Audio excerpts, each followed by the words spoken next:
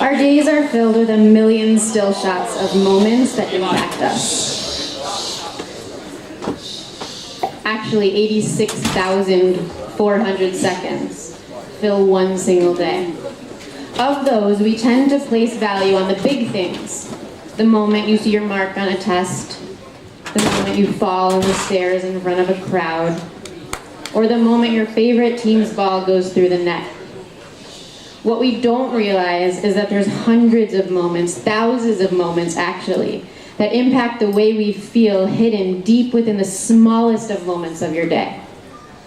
The moment you see your baby sister reach for her fork. The moment that water reaches your lips when your thirst strikes. The moment your earbuds are put in place to block the outside noise and you anticipate the music to come. Hundreds upon hundreds of these moments happen throughout each and every day. Like Vladek in Mouse, we're often not in control of the moments that are handed to us. Unlike Vladek, we have the fortune of living a life void of gas chambers, death marches, and life or death hiding spots. But like Vladek, we still feel pain, confusion, heartache, sorrow, exhaustion.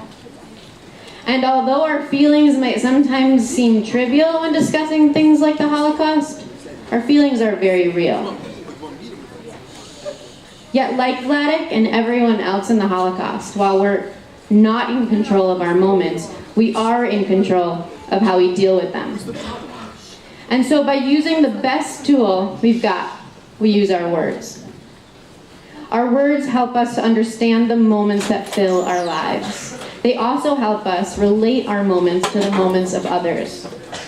In Mouse, Art Spiegelman took the millions of moments from his father's life and conveyed them through words and art.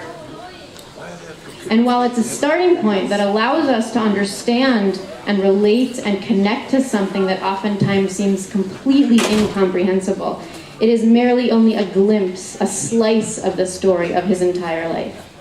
For there's millions upon millions of moments that happen in between the gutters of the graphic novel as well, that we can only attempt to put together. The short film that you're about to see shows exactly that. What happens in between the gutters of a graphic story. It's a compilation of moments from a typical day at Yeshivah of Flatbush. To capture this, no video footage was used. It is entirely made up of photographs that help the tale of one girl's journey within the walls of Flatbush. And so I invite you into one girl's world of the moments that make up her day, of her feelings, of the words that she uses to express them, understand herself, and ultimately to find her power, her voice. I now present to you my words.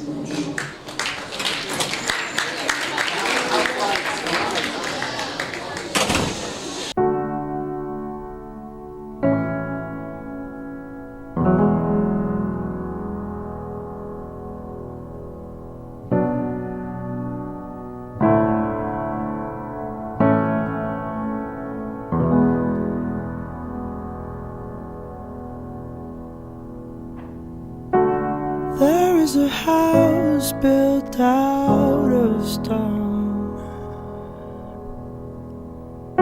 wooden floors, walls, and window sills,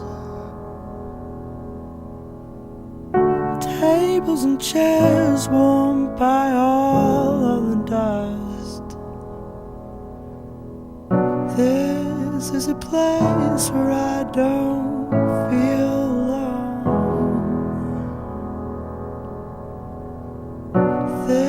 this is a place where I feel at home.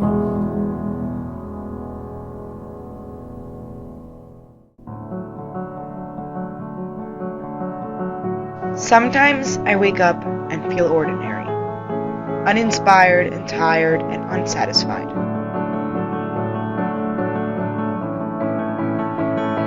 Waking up for school can be a struggle when you know that your mirror will tell you that nothing fits right.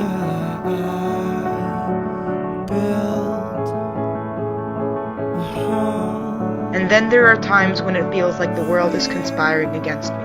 like the world is making it hard for me to write or speak on purpose. Coming into school, I always feel like everyone is watching, like their eyes read me before my face has a chance to explain itself.